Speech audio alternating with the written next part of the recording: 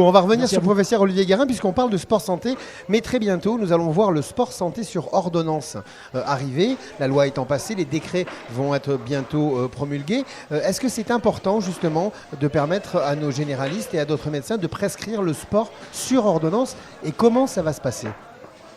Alors évidemment que c'est important, hein, je vous le disais, c'est certainement un aspect majeur d'un acte thérapeutique. Quand on soigne, c'est pas que donner des médicaments, c'est aussi conseiller et prévenir aussi les effets secondaires potentiels des médicaments eux-mêmes, mais c'est aussi tout l'à côté. Et dans l'à côté, je vous le disais, il y a l'activité physique. Alors quand on est malade, encore une fois, on ne parle pas de sport, mais d'activité physique adaptée, parce qu'on ne peut pas tout faire. Évidemment, ça doit être encadré. Et ce champ de développement de l'activité physique adaptée est très important et il va être concrétisé. Il l'est déjà par la loi, mais il va être concrétisé dans le cadre des décrets lorsqu'on saura un peu plus. Pour l'instant, c'est encore un peu flou, parce que les discussions vont se faire avec les partenaires. Je pense évidemment à la Caisse nationale d'assurance maladie, mais aussi avec les partenaires des complémentaires, pour savoir qui prend quoi et comment, et dans quel cadre exactement. Mais c'est une grande avancée pour notre pays. Alors on n'est pas les premiers à le faire, hein. Il y a d'autres pays, notamment les pays du nord de l'Europe, qui ont déjà des prises en charge très spécifiques de l'activité physique adaptée dans le cadre des traitements de certaines maladies. C'est ce modèle-là qu'on va certainement reproduire, mais oui, c'est très efficace. Je vous dirais même, je ne devrais pas, le docteur que je suis, le médecin que je suis, ne devrait pas vous le dire, c'est pour certaines pathologies plus efficace même que les médicaments. Donc on a besoin des médicaments, ne me faites pas dire ce que je n'ai pas dit, mais c'est très, très important d'y associer ces éléments-là. On a, encore une fois, beaucoup de preuves scientifiques de l'impact. Je vous parlais tout à l'heure du cancer du sein, c'est pareil dans le diabète, dans l'insuffisance cardiaque, dans l'insuffisance respiratoire, tout ce qu'on appelle les pathologies chroniques. Et ça permet d'éviter quoi dans ces pathologies chroniques? Ce qu'on appelle les décompensations de ces pathologies chroniques. L'activité physique, ça fait qu'on vit mieux avec sa maladie chronique et plus longtemps. Voilà. D'accord, il y a deux villes en France qui ont été un peu pionnières, puisque tout d'abord Strasbourg qui a commencé à lancer cette expérimentation et Nice est rentré donc dans le pool de ces villes qui vont être pilotes, donc un peu plus de 20 villes qui vont tester tout ça, donc ce qui veut dire que l'année prochaine sur Nice, on va pouvoir commencer à avoir du sport prescrit sur ordonnance. Oui, Nice s'est engagé à la demande de son maire et du président de la métropole, s'est engagé au sein de ce club des villes sport santé pour pouvoir promouvoir, finalement être pionnier, anticiper le mouvement national qui est prévu dans le cadre législatif. Voilà, on veut être les premiers à pouvoir le faire. Bon, allez, reconnaissons tout de même que les Strasbourgeois, qui ont cet ADN-là, je dirais, sur le territoire national, ont été bons et ont déjà montré des choses depuis le début. Quand je vous ai dit qu'il y avait de la science, c'est aussi parce qu'on a des collègues à l'étranger et en France, notamment les collègues de Strasbourg, qui ont montré ces preuves-là au sein dans le management des pathologies. Et oui, on sera à leur côté et j'espère un peu devant. Vous savez, dans le sport santé, il y a un petit aspect compétition, ouais, forcément. Donc forcément. dans la course qui est partie, Nice finira en tête. Alors c'est vrai que le sport sur ordonnance, ça pourrait aussi vouloir dire que l'un des premiers freins pour le sport, ce serait une question financière pour les personnes qui se verraient prescrire cela, et qu'avec une prise en charge des différents acteurs de la santé, au niveau des complémentaires santé, de la CPM, on en a parlé, ce serait quelque chose qui faciliterait l'accès au sport ? Alors oui, évidemment, si c'est remboursé dans le cadre d'un traitement, ça favorise le fait qu'on puisse le déployer. Il n'y a pas que ça, il n'y a pas qu'un problème d'argent. Voilà. Et c'est pour ça que nous, on a une petite spécificité à Nice, on travaille beaucoup sur les aspects de la santé connectée et de l'utilisation des outils numériques pour favoriser la santé. Et ces outils numériques, ils peuvent nous permettre, dans le cadre de l'activité physique adaptée, à la fois de mesurer ses effets, mais aussi de créer des aspects motivationnels. La difficulté dans l'activité physique, comme un soin, c'est qu'il faut motiver les patients. Il faut motiver, c'est ça, c'est la motivation. Donc est-ce qu'une ordonnance, ça motive au final ? Et puis motiver les patients sur le long terme. Parce que c'est pas en faisant 3 fois, vous connaissez, ça s'appelle l'effet brosse à dents. On fait 3 fois du sport juste après avoir vu son médecin, on le revoit 6 mois plus tard, on refait 3 fois du sport juste avant de le revoir. Et dans l'intervalle, il ne s'est rien passé. Et ça marche ?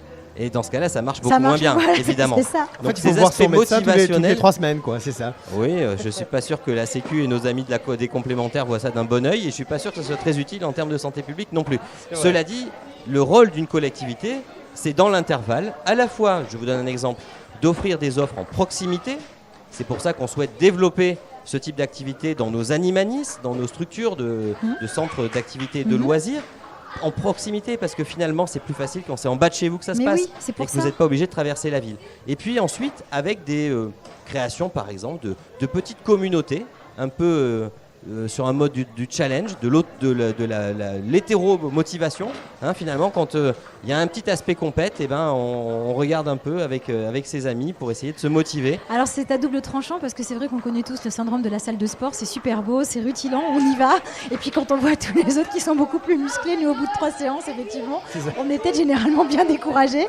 Donc, Et on a pris le forfait pour l'année en plus. Bah oui, parce qu'il y avait un bon vendeur ou une bonne vendeuse avec un joli maillot. On s'est dit tiens, je veux lui ressembler. Dans 3 semaines, c'est fait, promis. Ah.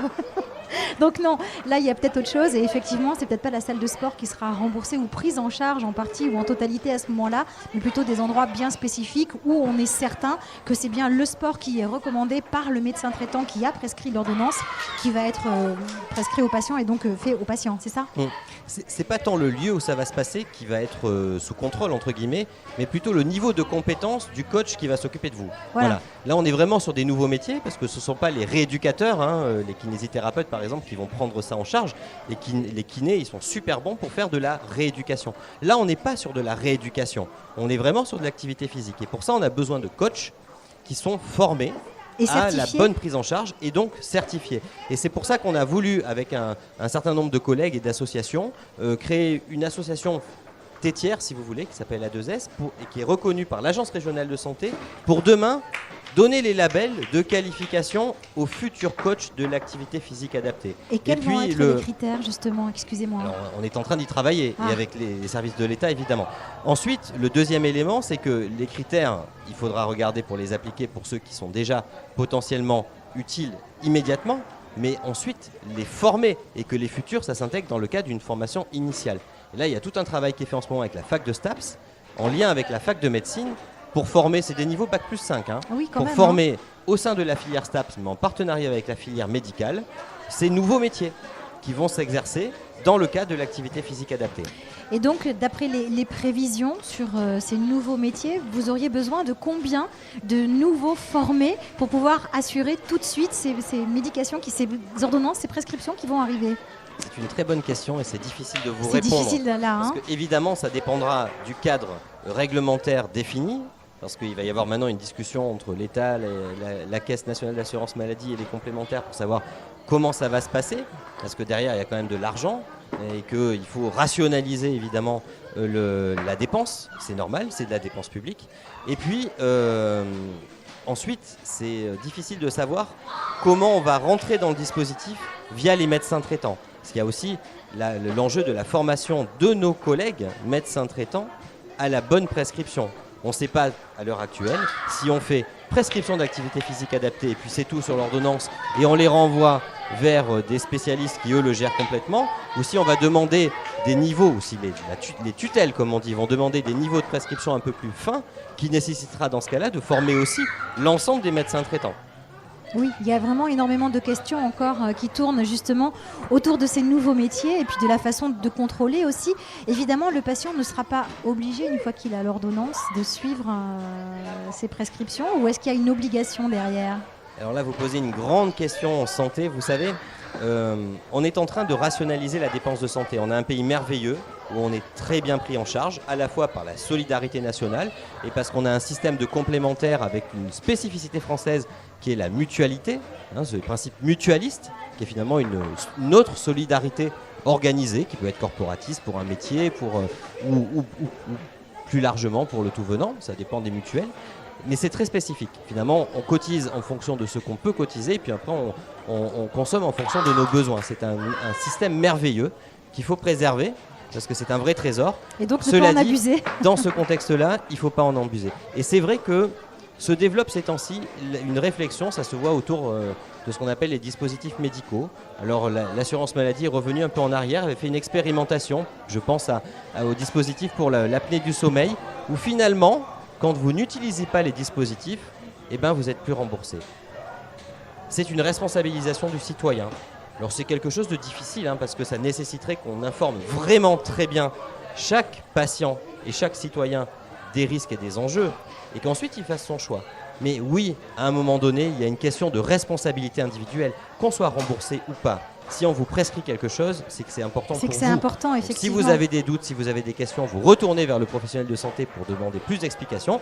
C'est leur job, donc il faut qu'ils le fassent bien. Mais une fois que ça c'est fait, bah oui, il faut Il faut se respecter, prendre en main. il faut respecter le Et il faut protocole être courageux. de soins. Voilà. Et ce protocole de soins, demain, comprendra de l'activité physique adaptée.